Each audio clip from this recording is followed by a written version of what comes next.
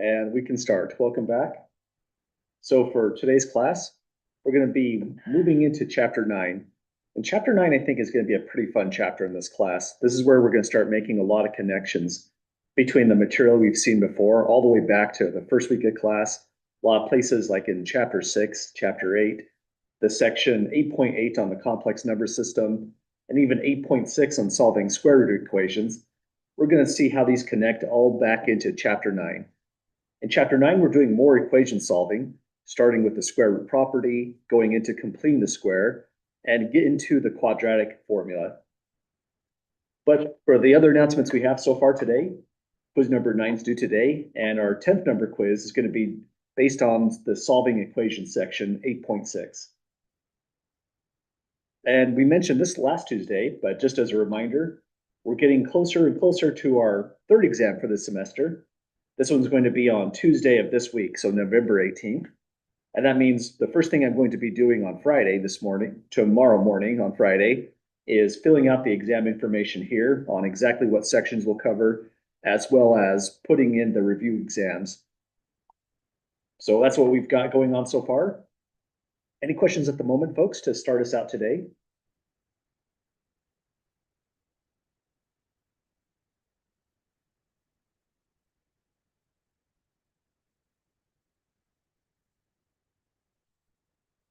Okay, well, let's get started.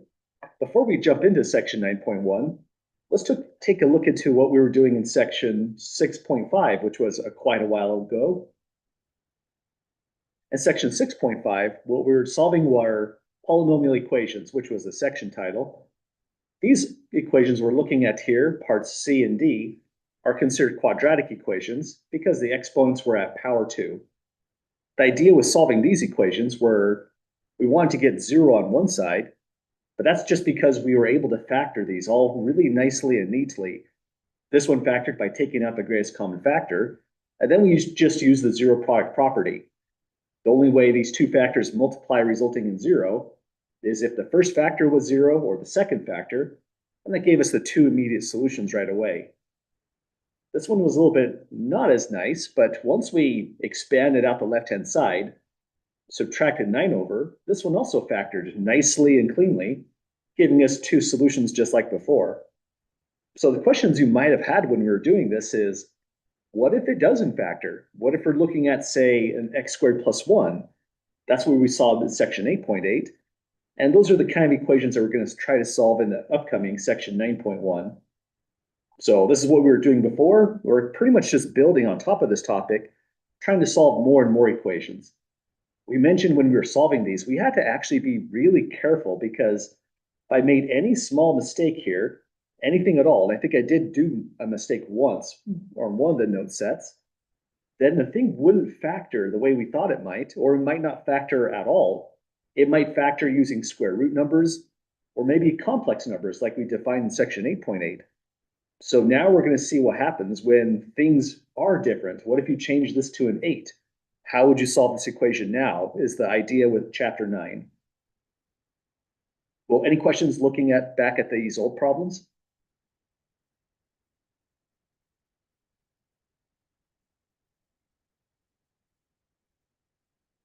Okay, so with this kind of refresher of these are the kinds of things we want to solve today, let's jump back into section 9.1. And kind of out of nowhere, as a sort of surprise, let's hide this for a moment so it's not distracting. This is the good warm-up problem to start it off. It's a absolute value equation, something we solved way back in the day when we were in, what chapter was that? Chapter 2. So this is a topic all the way back from section 2.7, absolute value equations. So it's been some time with this one. Let's take our time and solve it, just as a good warm-up, since the idea is now relevant here. To solve an equation like this one, the major thing we need to do is isolate the absolute value portion. So we would begin by subtracting 8 from both sides, giving negative 2 times 2x minus 3 in absolute value is negative 10. Then we would divide both sides by negative 2. Negative 2 into negative 10 would give us a positive 5. So 2x minus 3 in absolute value equals positive 5. And the thing we mentioned is once we get to this stage, it splits into two equations. This means 2x minus 3 equals -5, or 2x minus 3 equals +5. And this is the major idea of what happens with absolute value. Absolute value equations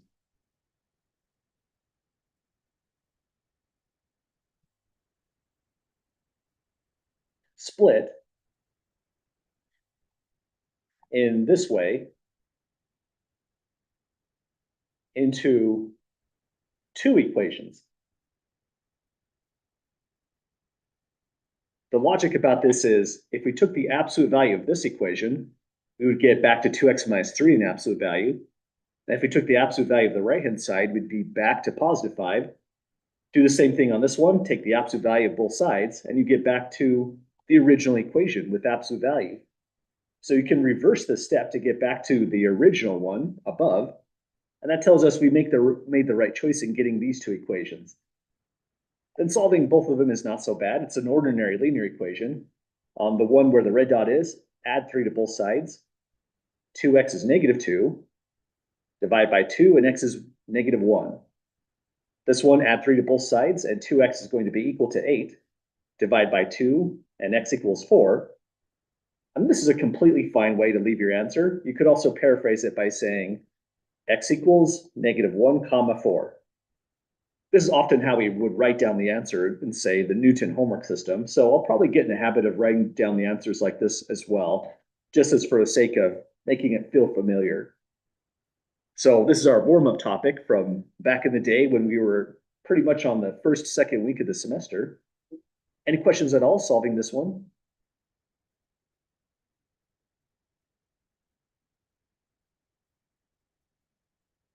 Okay, well, this is where the square root property connects with this concept.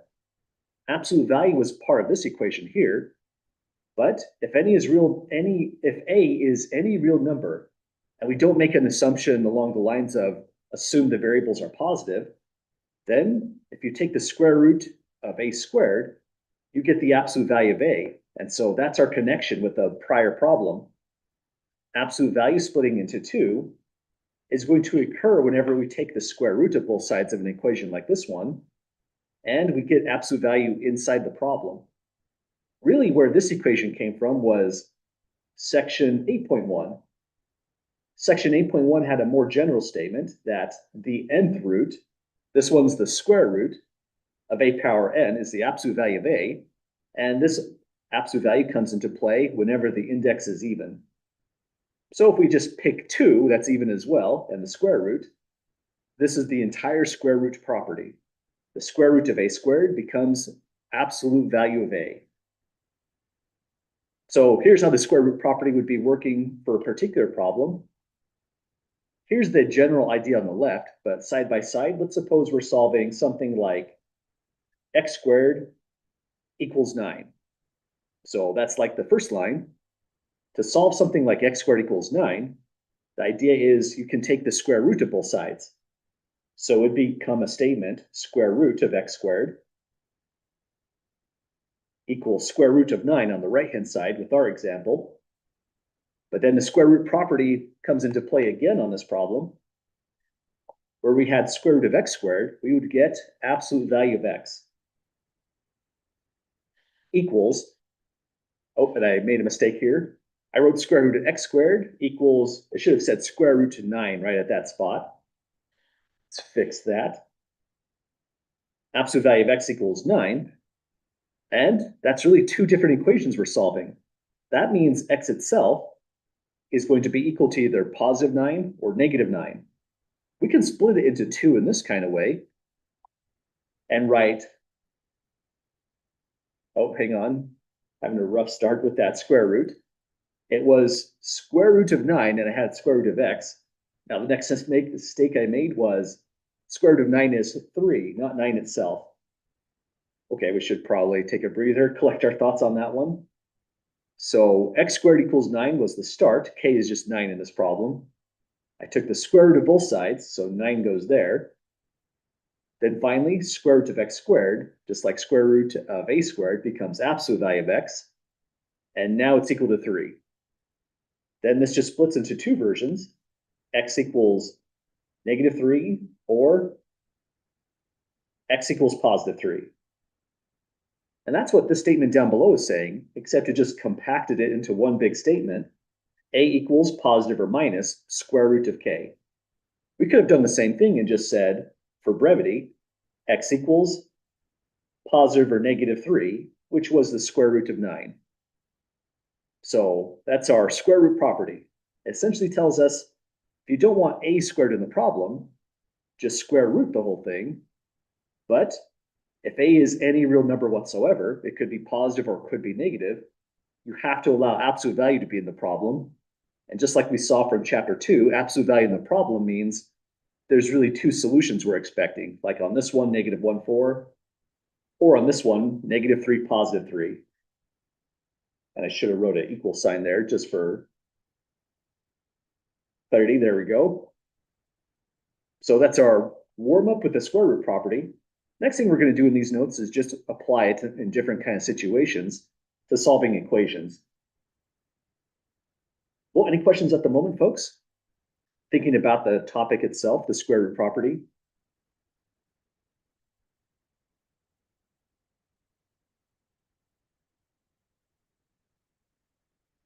Okay, we've kind of seen this property, or this idea at least, before already in section 8.6 when we're solving equations, radical equations. In the land of radical equations, section 8.6, if we were solving the square root of 7x plus 1 equals 6, the idea was we just squared both sides. We rose it to a power 2. We didn't have to deal with absolute value because if we're squaring both sides are now coming out as positive on that sense. The right-hand side is positive, so it didn't need an absolute value. But the idea here is if it's x squared equals 9 and you don't want the power 2, you can take the square root. Or if it starts with the square root and you want to lose the square root in the problem, just square both sides. So in a certain sense, these functions are undoing one another. And that's the whole idea behind the square root property here. Except that, going in this direction, you get an absolute value out. So now, applying it in practice, here's some quick examples and some slightly larger ones that we're going to see in the notes.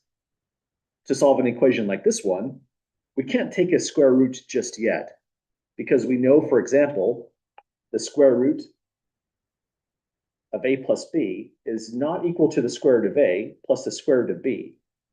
So taking a square root right where we see it isn't going to give us an absolute value of x plus a 5. We have to first isolate the x squared part, which is not too different than having to isolate the absolute value portion here on example 1. So first, subtract 25 from both sides. X squared now equals -25. And ordinarily, if we were in, say, chapter 6, we would have said there's no solution to this because x squared is always a positive quantity, and we have a negative on the right-hand side. But this is the purpose for section 8.8. There's no real number solution to this, but there is a complex number solution. We can copy this kind of strategy. If x squared plus 1 equals 0, subtract 1, then take the square root and you get two possibilities, a plus or a minus, and these turn into complex numbers. So that's the idea we're going to use here on this one. One way we often use the square root property is the absolute value in the middle is just a reminder that that's why you get plus or minus. So we often take this shortcut. We don't always write in the absolute value step. We just cancel the power 2 after taking the square root and go plus or minus the square root of the right-hand side. So this is a common shortcut.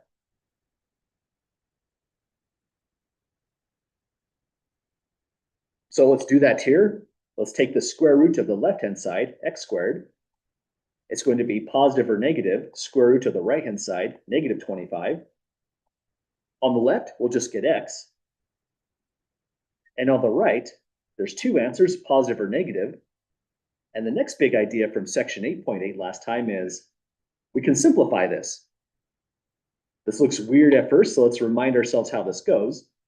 we say the complex number I, the complex unit I, is a square root of -1. So that means if we're taking, say, the square root of -7, the negative part turns into I, and you just get root 7 here. Or if you're taking square root of -121 for another example, and I pops out, you take the square root of 121, which is 11, and we get 11i. Part B is actually more similar to this situation. The negative sign is going to give us an I. We take the square root of 5, or excuse me, square root of 25, and we get a 5 out. So this turns into positive or negative I times 5, where the complex unit I came from the negative sign here. And just as a reminder for the notes here in context, I equals square root of -1 is the complex unit, or you could say the imaginary unit. So we have two solutions, either a positive I times 5 or a negative I times 5. You could rewrite this as x equals plus or minus 5i. You often put I to the right, but that's not a strict thing you'd have to do. If you left your work in this format, that would have been full credit on any quiz or an exam, as is this form right here. But in the homework system, we often separate the answers. There's just two spots, and you separate it sometimes with comma in one spot to say the solutions x are -5i or positive 5i. So those are the two solutions to this one here, x squared plus 25 equals 0. And again, it's not too different from when we solved this one, x squared plus 1 equals 0. We got -i and positive I as an answer. This one's slightly different with the 25, but the same concept connecting down here. So we can solve really any polynomial equation now using these kind of ideas, but we need a little bit more just in case something is more built up about the problem. So that's the purpose of the next section, completing the square, and then eventually the quadratic formula. So we'll give a few more of a try just to get some extra practice in on these. Let's hide that one for the moment. First, any questions at all getting through part A?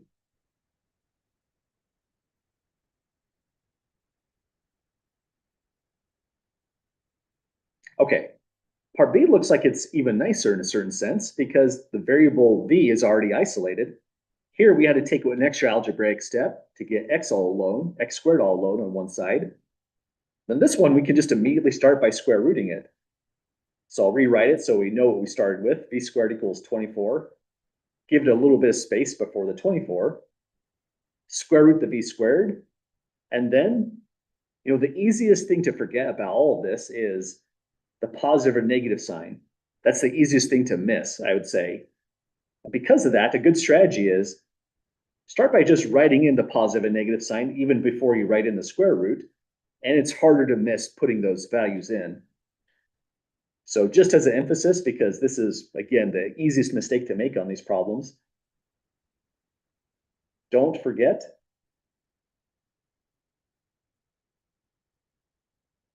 the plus minus signs. We get two solutions on these equations, and the plus minus signs are showing us how we get those two solutions. So on the left-hand side, we just have v after simplifying. On the right-hand side, it's plus or minus. But now we have to do a little bit more work. We need to reduce all of our square roots as they come up. And this is one that does reduce. 24 is 4 times 6. 6 is just 2 times 3, so nothing simplifies there. But we can reduce root 4. That one just becomes a 2. So that means v is plus or minus 2 root 6, where that 2 came from square rooting the 4. And at this stage, we're done. These are the two solutions. Just for the sake of, this is what it usually looks like in the homework system, you would write in -2 root 6, positive 2 root 6. I usually write my negatives first, but that's just a me thing. You can put them in any order, and that would be just fine. Well, that's two equations down. First one was a little bit unusual because of the negative, giving us complex numbers with the imaginary unit I. But this one felt a little bit more standard, but in a certain sense, it was kind of more complicated because we had to know that the root reduced and make sure to reduce it. But we'll be trying more problems like these just to see what variety comes up. Any questions so far?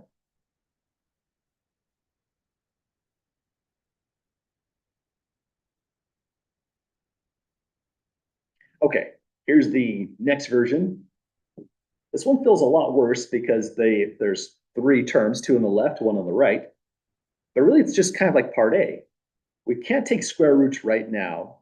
I mean, we could, but there's no way to reduce this if we took the square root of that whole thing. It doesn't simplify in any nice way. But if we isolate the y squared term, then that'd be the best time to take that square root. So let's start by adding 220 to both sides. 6y squared is then 220 minus 196 gives us, that's 24 again, divide by 6, and then y squared, 24 divided by 6 is going to be 4 altogether. That means we're pretty much there at that point. Looks like kind of a friendly problem. Take the square root of both sides. Don't forget the plus or minus, and then square root 4. Let's keep on highlighting that just as an extra emphasis. And then the whole equation boils down to y equals positive or negative or plus and minus 2. So the solutions are this one are negative 2, positive 2. So far so good. These are not too bad to get through. We're going to be using these ideas as we take this concept into section 9.2. And for the next grouping of problems, the only thing that's really different is the thing raised to a power 2 is not one single term, but it could be multiple terms. So we'll look into how those problems go next. Here's our next one to take a look into. Solve the equation when it's 2v minus 5 squared minus 49 equals 0. Again, it's pretty similar to what we just solved, except the thing being raised to a power 2 involves two terms this time. In a certain sense, though, it's not too different from this one. It was an absolute value equation with two terms on the inside. We isolated it, then we split it into two equations and solved both of them. It's the same kind of concept, just a different algebraic structure. Well, it's a power 2 on this one. Let's put this one on the next page just for, so it doesn't get too crowded in. I like to hide those ones down below so we're not distracted by it. So borrowing the idea from the first example on these notes, add 49 to both sides to get it started. Then we have 2v minus 5 squared equals positive 49. Then we'll take the square root of both sides of this equation. So it's now 2v minus 5 squared equals 49. Now square root the left. We get two solutions and then the square root of the right-hand side. So plus or minus root 49. On the left-hand side, the square root, power 2 cancel. And it's just the square root property from before. Let's just restate it for reference.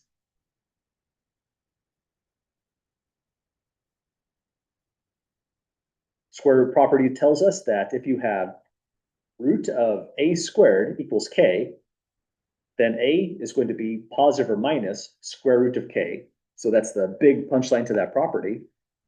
And the idea here is a could be anything whatsoever. It can be 2v minus 5. It could have been 2v squared minus 5v plus 3 for a random example. But same principle applies. You eliminate power 2 by taking the square root of this thing, and you get 2v minus 5 equals positive or negative. Square root of 49 is just going to give us a 7. Now that's really two equations to solve, one with a positive value, one with a negative value. And I think for these problems where there's an actual integer that can combine with like terms on the stuff on the left side, it is a good idea to split this one into two. So let's write this as 2v minus 5 equals negative 7. Right-hand side is 2v minus 5 equals positive 7, and then just go from there. On this equation, add 5 to both sides. 2v equals negative 2, divide by 2, and v equals negative 1. On this one, add 5 to both sides, and then 2v is going to be equal to 12, divide by 2, and v is equal to 6. That means we're completely done at this stage. We have that the solutions are v equals -1, 6. And just as a reminder, you don't have to copy this again. This is just for the sake of paraphrasing. You could have left your answer in this form, and that would have been just fine. But we did it, folks. This one's kind of a challenging problem in a real sense, because if you solve this problem on the final exam, for example, and it's completely out of context, we don't know that we're using the square root property, one thing you could have tried on this is expand out the 2v minus 5, just FOIL it out, combine it with the -49, then factor it down. Once you factor, you solve both things set equal to 0 and get these solutions here. You know, sometimes factoring is just not easy, not completely straightforward.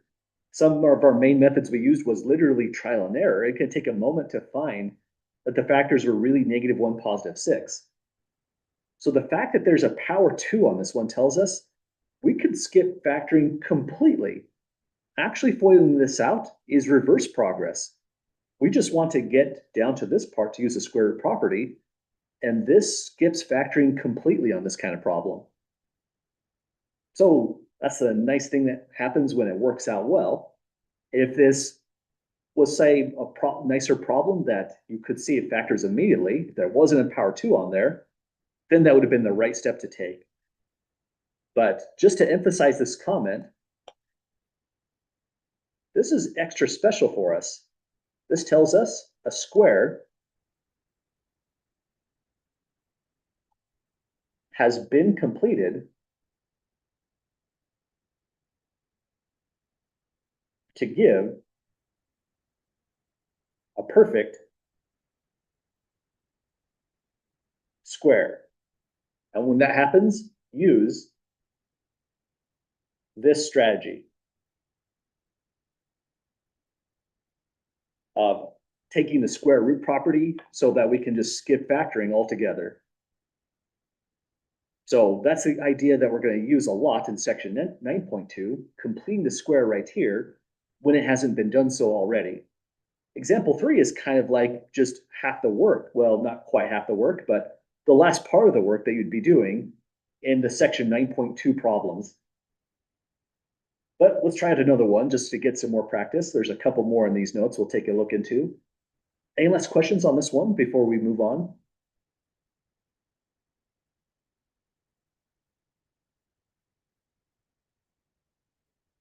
Okay, so here's the next one to try. I think these all kind of deserve their own page at this point. We can put a lot of algebra on these. But same comment as before. If you were to expand 4z plus 1 by squaring it out, FOILing it, distributing -3 in, adding 12, getting 0 on one side and trying to factor, that's already a lot more work than we're going to take on this problem on our own. And this is not guaranteed to factor in a nice way. The solutions aren't guaranteed to be integers like -1, +6. It could be stuff like square root 5 times 2, or it could be even worse. It could be something like this. It could be complex numbers, and this tells us we're not going to factor this kind of thing in an ordinary way. Factoring would have involved the complex numbers themselves. So the immediate thing to notice is if there's a power 2 on this one, we want to apply the square root property.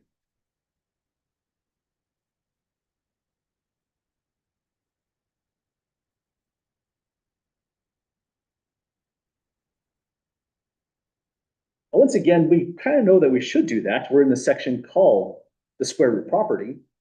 But the reminder is if this question is on, say, the final exam, it's not easy to know that that's the method we have to take. It's up to us to identify it's the best strategy in this problem. So square root property means we want to isolate 4z plus 1 squared. We subtract 12 from both sides to get it started. -3 times 4z plus 1 squared equals now -22 when we subtract 12 from -10.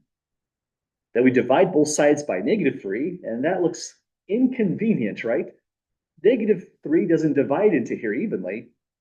But we'll keep on going and see what we get. At least the signs cancel. -3 into -22 gives us +22 thirds. The left side is 4z plus 1 squared.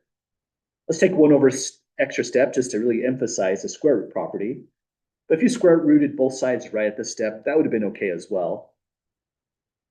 So 4z plus 1 power 2 equals, then give it a little bit of space, and then 22 thirds. Square rooting the left-hand side massively reduces the complexity on that end. We get two solutions, so start off with a plus or minus. Square root 22 thirds. Now, this is a radical expression, a square root expression that would simplify. We can rationalize the denominator on the right-hand side. Left-hand side is an immediate reduction, just a 4z plus 1 with the power 2 gone now. We square root it away and have plus and minus taking the place of the absolute value that would have occurred. But this is like its own thing. So let's separate this problem out. This is now a problem from, say, section 8.5. We take root 22 thirds. We can split up the root as root 22 in the numerator over root 3. Square root of 22 doesn't simplify because that's 2 times 11, no repeated factors there. But now it's still not simplified because we have to rationalize the denominator.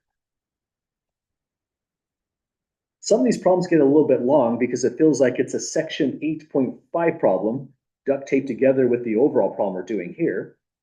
But this is the expectation for these kinds of problems.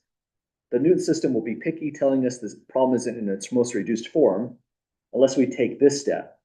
Rationalize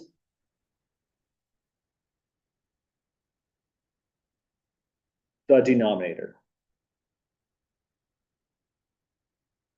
And the trick here from section 8.5 is, if there's a denominator that's the irrational root 3, we rationalize it by multiplying it by itself, root 3, then over root 3. The denominator, root 3 times root 3, is just root 3 squared, so just 3 itself. And the numerator, we can take 3 times root 22 to get square root 66. And root 66 still doesn't simplify because 22 is 2 times 11, times 3 gives us the 66, but still no factors are repeated there. That's just a 2 times 3 times 11. So the whole reduction of root 22 over 3 is now root 66 over 3.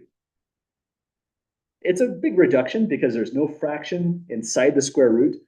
The denominator is an ordinary integer, so it's been standardized. And now we can finally go back to solving for z on this one. Well, any questions to this step so far?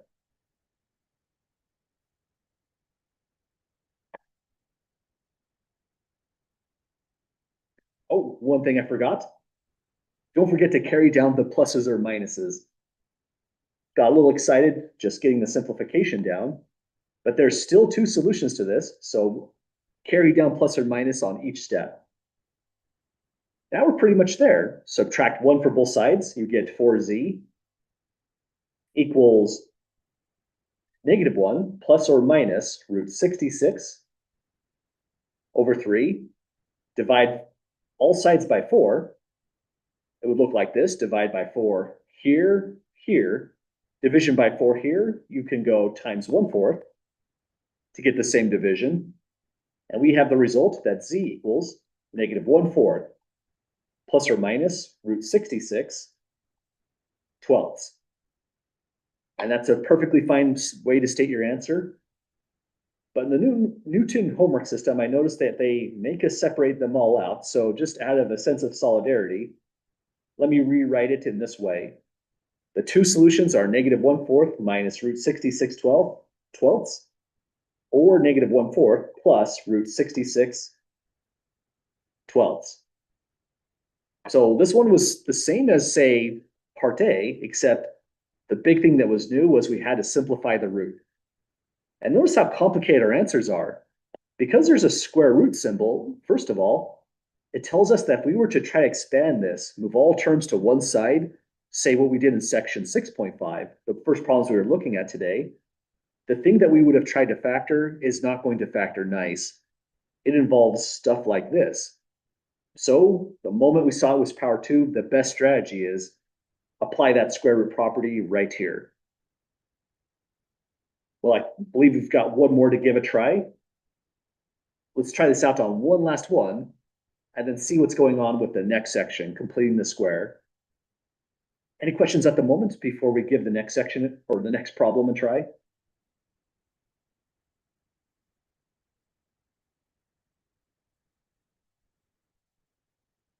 Okay, so let's take a look into this next one, part C.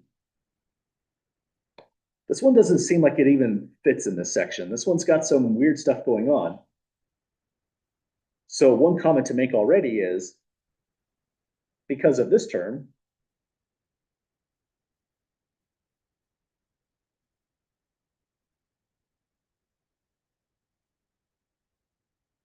we cannot use the square root property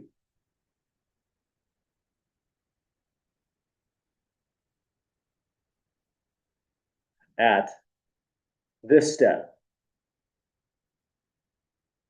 We could subtract 25 from both sides, but then if we square the whole left-hand side, the square root doesn't split across the plus side. There's no reduction there, no simplification. If we subtracted 30x and subtracted 25 to get 9x squared alone, and then took the square root, it's still not going to help us because we have a square root of x on the right-hand side. We need to get x in one spot, not spread it around. But notice we said we cannot use the square root property at this step. What we must do first is complete the square. So first, complete the square. Let me spell square right. There we go. Notice that the one thing that we see on the left is that there's a perfect square. 9 is 3 by 3. Another thing we see is 25 is 5 by 5. So completing the square is really just factoring it into a perfect square polynomial. That's essentially what these are. 4z plus 1 squared is a perfect square polynomial. It just had stuff multiplying and adding to it. But that was the completed square right here. So if we can factor this one as a perfect square polynomial, that's essentially the essence of completing the square. So we're going back to the factoring section. If this factors, the one thing we'd want to try is not a 9, but let's try a 3x and a 3x. Signs have to be positive, and then we can try a 5 and a 5 to make up the 25. Our check on this is 5 times 3x gives us 15x. And then 5 times 3x again, the outer product is another 15x. They sum back to 30x, so it tells us the factorization is correct. This is a bona fide factorization. But that's even better because now we can rewrite this in a different way. Every time we factored a perfect square polynomial like this, we often mention it's good practice to rewrite it as 3x plus 5 squared. It's the simplest way to write it. But also, when you write it this way, this tells us now in this form, the square root property applies. The square root property now applies because of this format here. We have one thing being raised to power 2, no variables on the opposite side.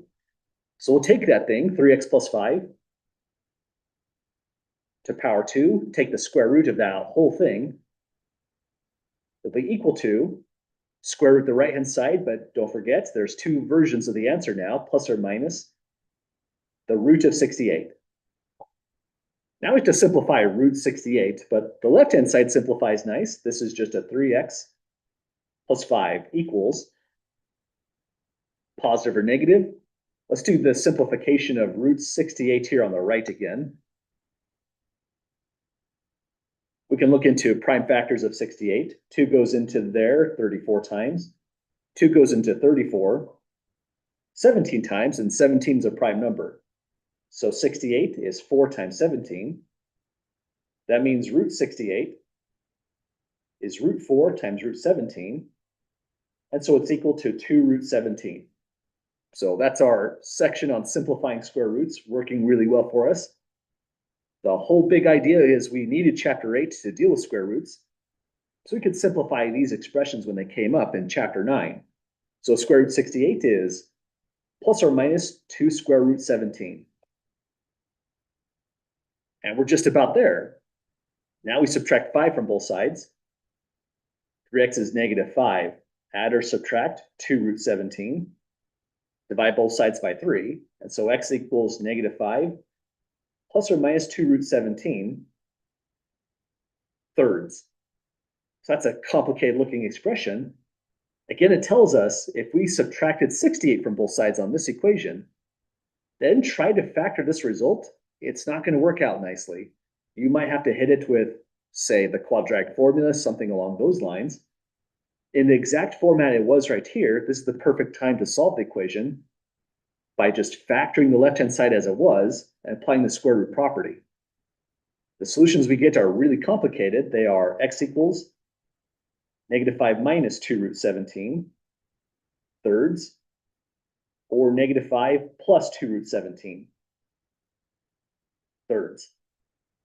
But at least with this method, we can solve a bigger variety of equations than we ever could have way back in section 6.5 when we were solving the polynomial equations there. So this is the tour of what the square root property is trying to do for us. In the very next section, we're going to see how we can now use this to solve other interesting polynomials, how to get things set up in this way so we can just jump down to 3x plus 5 squared each and every time and solve the problem. The whole method will be called completing the square, which is kind of what we hinted at when we did it right here as well. Well, any last questions at all, folks, before we jump to the next section?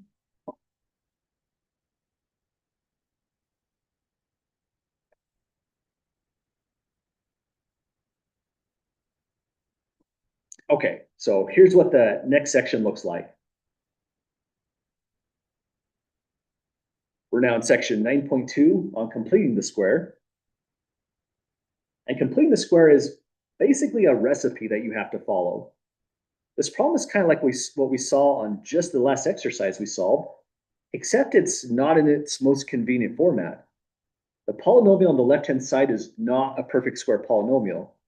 So if we can force it to look like a perfect square polynomial, this equation will be a pretty straightforward one to solve. And here is essentially the recipe to making that happen every single time. This is a procedure to get a perfect square polynomial on one side, and the major ingredient that makes that happen is this quantity right here, b over 2 squared. What's b? It's going to be the coefficient right here, this b coefficient. But before we even say what that coefficient is, we have to force a to be a 1. So we never want to jump to step 3. We force the leading coefficient a in this problem to be equal to a 1. Once you do that, the b coefficient can be correctly identified. So in part A, our first problem, b is not negative 16 because our leading coefficient is a 2. Oh, that was the wrong highlighter. Our leading coefficient is a 2. It must be a 1 on our step 1 right here. We can make that happen because this is an equation. We can just divide the entire left-hand side by 2. Let me rewrite it so we know what we started with. So we can divide the entire left-hand side by 2. It divides each of the individual terms. Divide the right-hand side by 2 and no change. That's just a 0. So we'll get x squared minus 8x plus 1 equals 0. And now step 1 is complete. The leading coefficient is just a 1 because you can consider that to be a 1 times x squared. Next step is we want to move all terms involving the variable x, to one side. We want to have a constant term on the opposite side. So the variable terms are x squared minus 8x. They're already on one side, so that's great. The constant term is a positive one. We need to move that one over. So when it says move the constant term onto the opposite side of the equation, referring to the C coefficient, which is a 1 in our problem. So subtract that from both sides, and we get x squared minus 8x. Give it a little bit of room before you put in the equality, because we're going to add some stuff on the left-hand side. Subtracting 1 means the right-hand side is -1. Now we're about ready to complete the square. We didn't have a perfect square polynomial, and division by 2 still didn't give us one. But using the right b coefficient, it's -8 in this problem. If we add the quantity b over 2 squared to both sides, we automatically get a perfect square polynomial.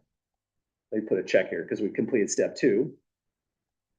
So we do a little bit of scratch work on the right. Write in b equals -8.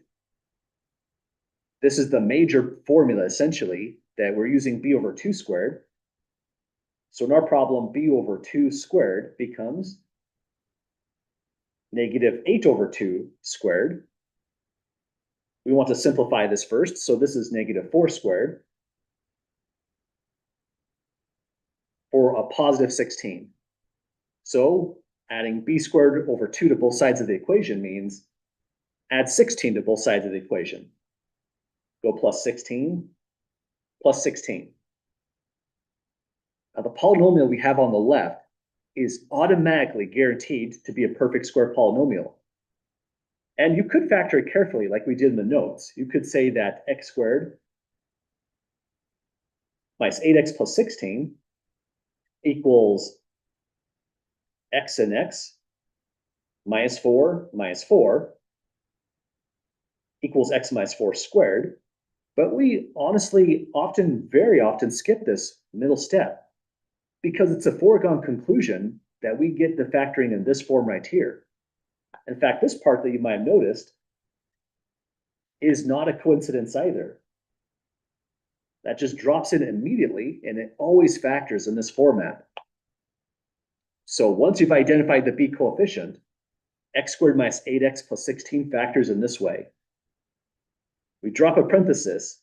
Where there was an x squared, you put x here. Power 2 goes on the left-hand side. Then the negative where the 8 is does suggest that the problem is going to be negative. But it's always this quantity right here by the red dot before you squared it. Minus 4 just copies in immediately. And you can always check it out by FOILing out x minus 4 squared. You get back to the original polynomial every single time. Right-hand side is equal to 15. And this is where section 9.1 takes over.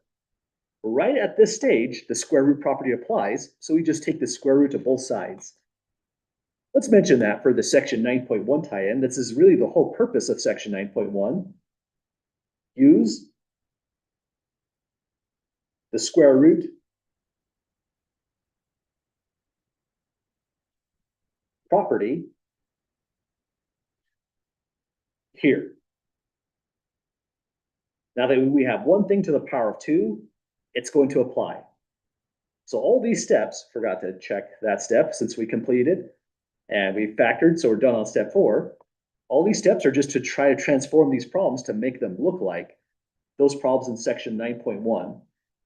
So we have x minus 4 squared, but we're taking the square root of it, equals positive or negative. That's the easiest thing to forget. Don't forget there's 2 solutions. Positive or negative root 15. Let's continue to emphasize that. Left-hand side is just x minus 4.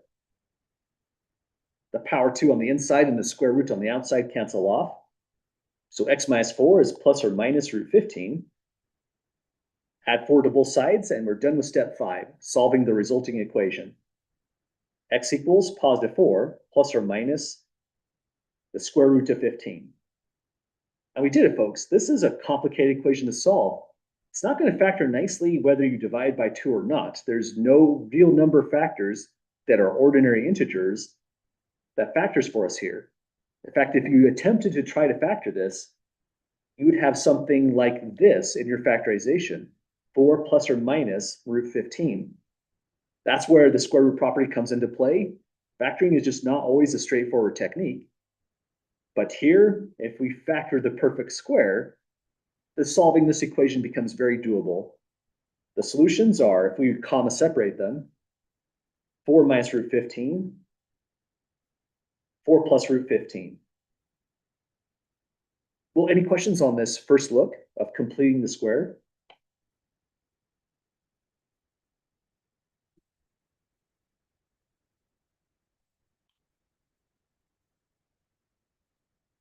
Okay, the rest of these notes are just different versions of the same problem. But you know what's kind of cool about the technique of completing the square is you can complete the square to that polynomial where a, b, and c are unspecified. You assume a is non-zero. If you apply steps 1 through 5 on this one, where you don't even fill in the numbers, the whole result that you get is this so-called quadratic formula. That's going to be the next section, 9.3, that we take a look into next week. So completing the square as a procedure just leads right into quadratic formula. That's how the quadratic formula is proved in the first place, the completing the square on this one. So each time we solve these kind of problems by completing the square, it's essentially using the quadratic formula, but in a step-by-step approach. So let's try this out again. Looking at this one, the variable is v, and v is only on the left-hand side as a square term and as a power 1 term. So step 2 is already simplified on this one. The leading coefficient a is 8 on this problem, so we need to force it to be a 1, but we can do the same thing as before. Divide both sides by 8.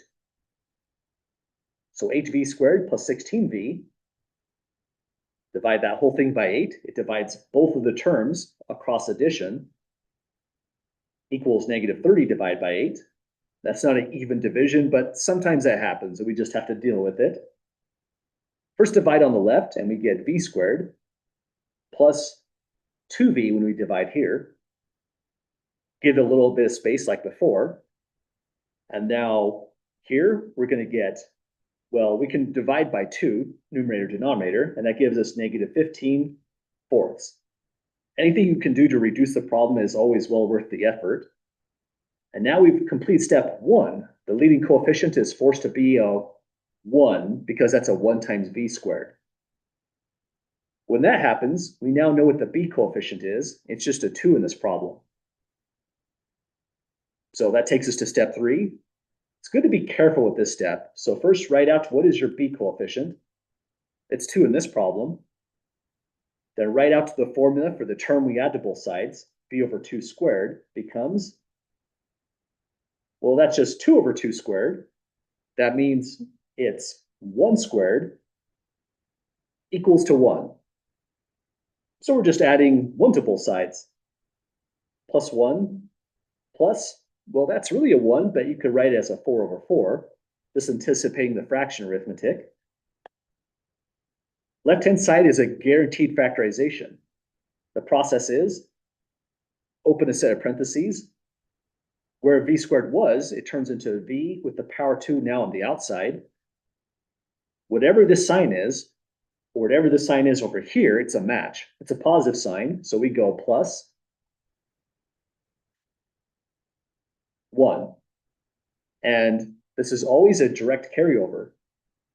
Whatever you had right here, let's use a yellow to highlight that,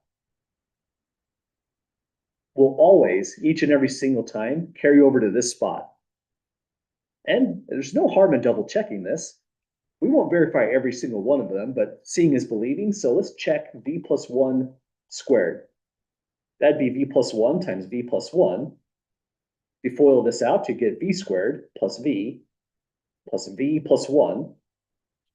So that's distributing the v first, that's distributing the 1 second. And that is indeed v squared plus 2v plus 1. Same thing we started here. But the major idea is this tells us that the perfect square factorization was just the foregone conclusion. You never actually had to check it. Doing a check like this isn't the worst thing in the world. It's making sure we did the b over 2 squared part right, but it's not a necessary check.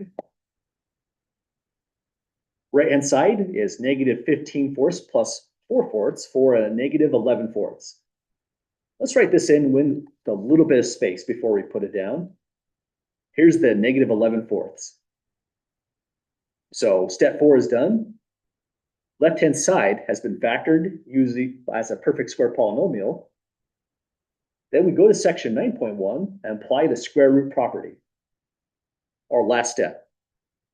That just means you're square rooting here.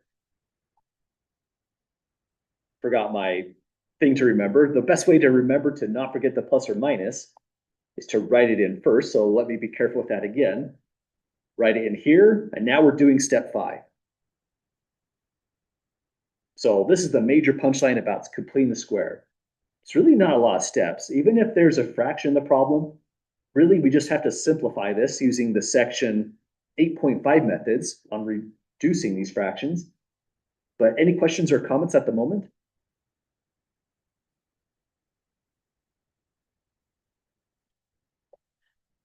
Okay, let's reduce this over here on the margin. When there's a pretty big reduction problem inside your original problem, it's not a bad idea to just split it up. So take the square root of 11 over 4, which means we go back to section 8.8.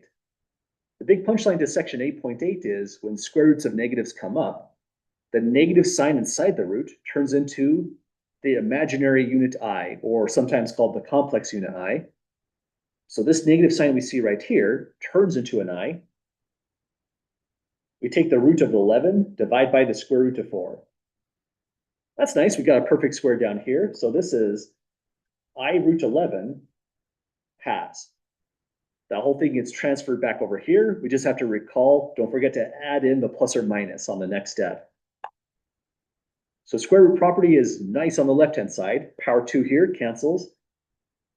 It's just a v plus 1 equals positive or negative I root 11 divide by 2.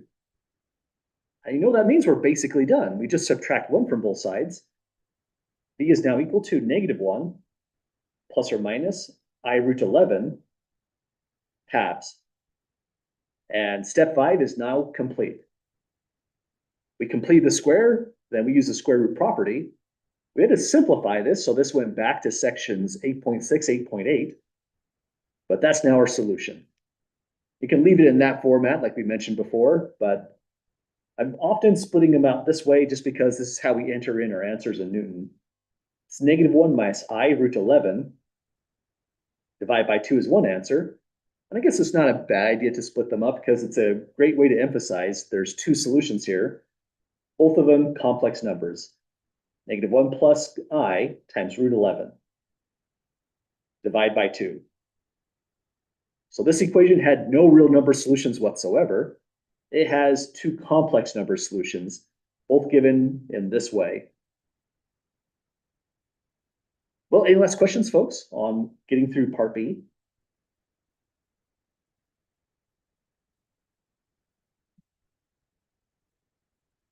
Okay, in the next section, like we mentioned, we're going to be doing the quadratic formula. But you know, when we use a quadratic formula, it's pretty much just skipping right down to this step as just one big formula. And sometimes it's kind of debatable. Sometimes people don't mind doing it this way. Other times people prefer the quadratic formula. In some problems, completing the square might look a little bit faster.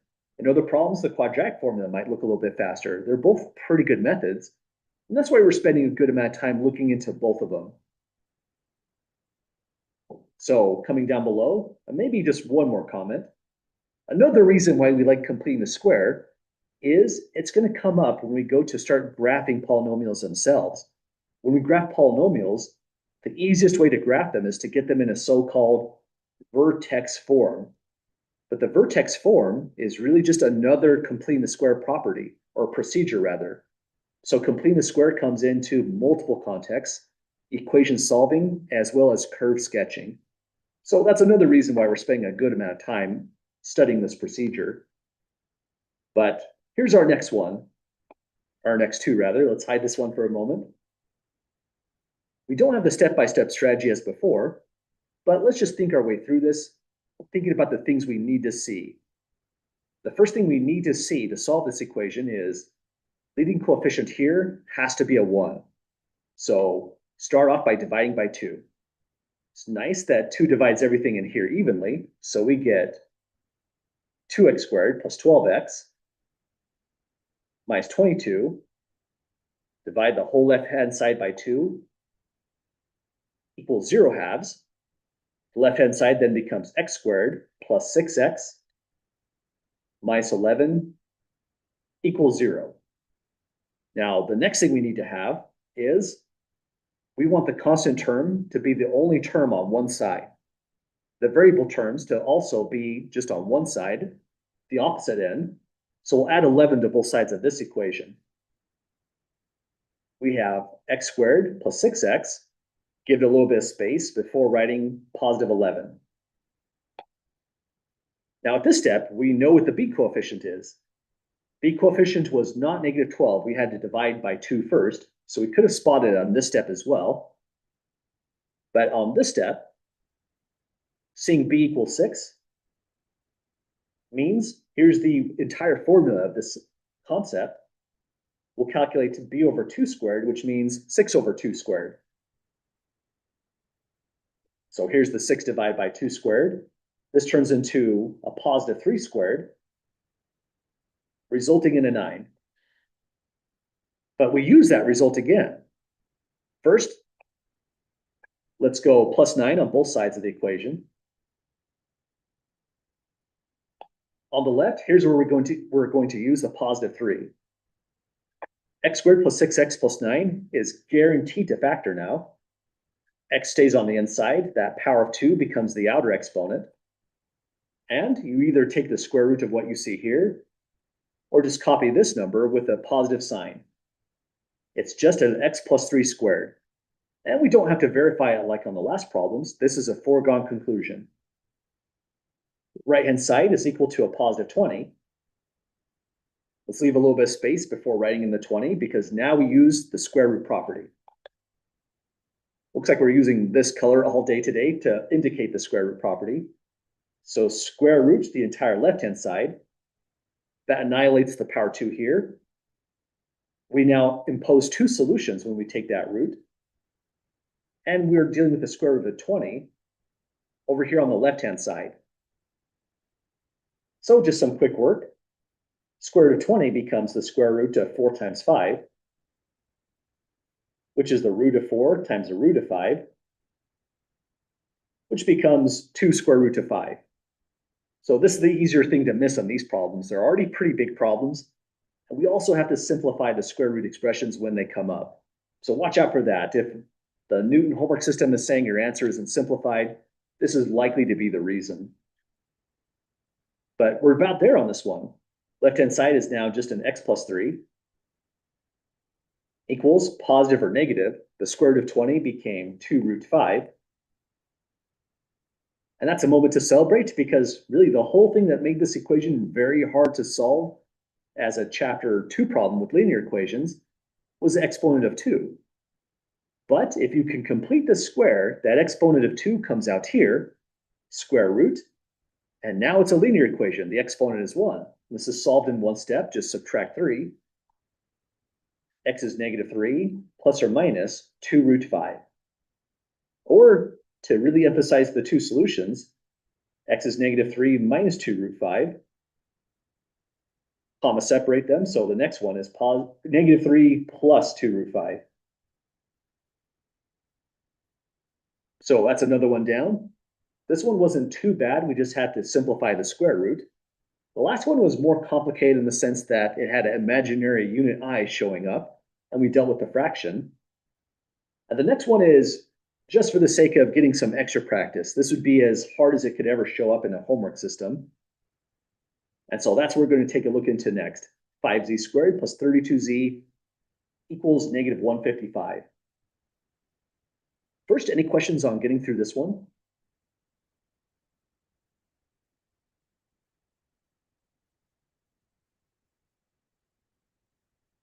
Okay, well, here's our last one for the day before we go on the weekend. 5b squared plus 32z equals negative 155. We have the constant term isolated on the left-hand side, so that's a nice part about this. But the leading coefficient has to be a 1, so we need to start off by dividing by 5. So 5b squared plus 32z, all divide by 5 on the left, turns into negative 155 divided by 5. On the left-hand side, this turns into z squared plus 32 fifths of z. That's inconvenient. It didn't divide evenly into this term. It didn't have to. We can still solve this equation. That's what makes this one a little bit more challenging. We'll give it a little bit of space, and 5 goes into negative 155, negative 31 times, so at least it divided evenly there. This identifies the b coefficient. It's 32 fifths. So we go, b is 32 fifths. Start the formula at b over 2 squared, which, by the way, you could rewrite as 1/2 times b squared, slightly more convenient for our problem, because then we can write this as 1/2 times 32 fifths squared, which becomes 2 divides into that 32, so now it's a 16 fifths squared. 16 squared is 256, and that 5 squared is a 25. So the quantity we have to add to both sides to complete the square is unfriendly. It's a 256 25ths. There's only one way to do this, so this is the only number that can make this work. We've got to use this quantity. 256 25ths added on the left, and 256 25ths added on the right. The left-hand side factors, and even though it looks complicated, it always factors in the same way. Z squared splits into z with the power 2 here. We have a positive 16 fifths here, so it goes plus 16 fifths. So that's the automatic and guaranteed factorization on this one. The right-hand side, again, is not nice. Let's do some scratch work with what we have on the left. So this is negative 31 over 1 plus 256 25ths. The least common denominator is 25, so we have to multiply by 25 over 25. Then this one's going to require a calculator, it looks like. Negative 31 times 25 comes out as negative 775 plus the 256.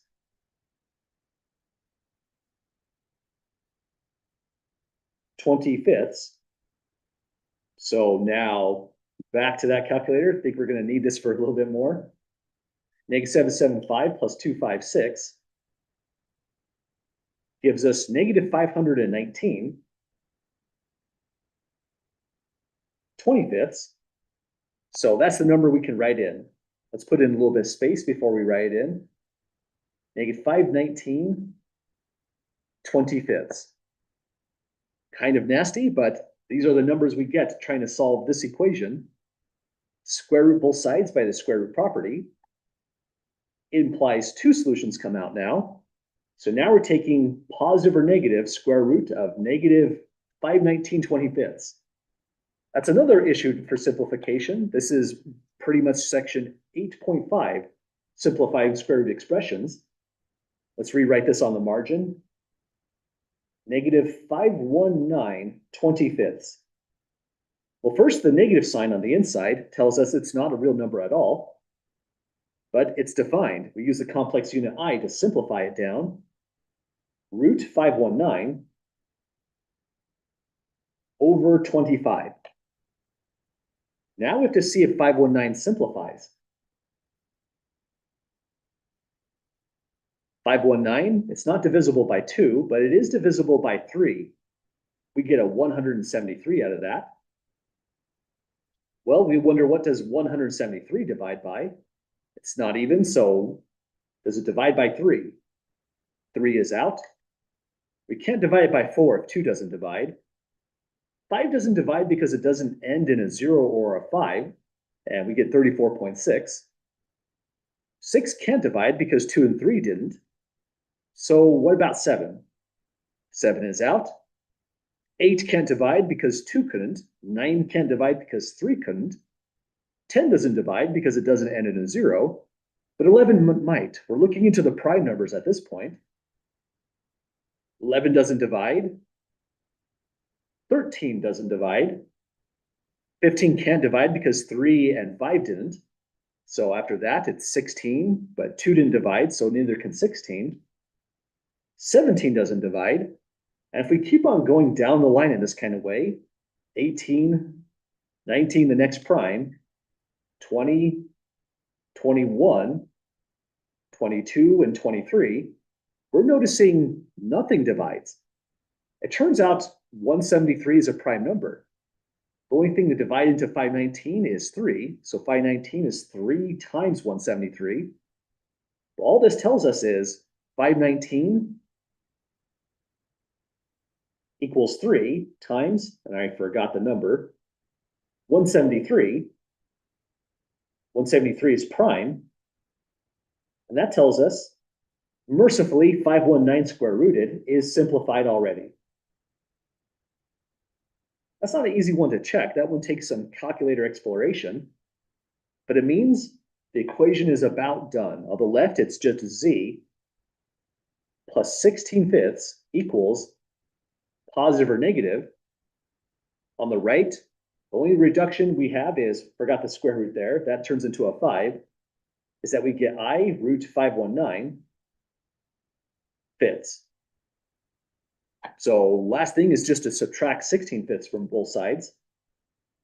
Z equals negative 16/5 plus or minus I root 519 fifths. And we mentioned this before in the notes today. If you left your answer in this format, that would be completely fine. Only reason we separated it out is to emphasize there's 2 solutions, and also because the Newton homework requires that we do that. But just to emphasize that it's okay to leave it in this format, let's do that this one time. Let's leave our answer right in that format. That's perfectly acceptable to me on both quizzes and exams. And it was a hard one, so this is a good stopping point too, I would say. This is pretty much the worst thing that you can see in the homework system. I don't think there's more than one like this one. When it gets kind of nasty like this that we see here, follow the strategy on this part of the notes to help out. If you get stumped on any of them, don't hesitate to reach out. I'll be happy to help. But we'll end class a few minutes early today. I ran out of stuff, and 3 minutes is not enough time to solve another one. Any last questions at all before we called it a night?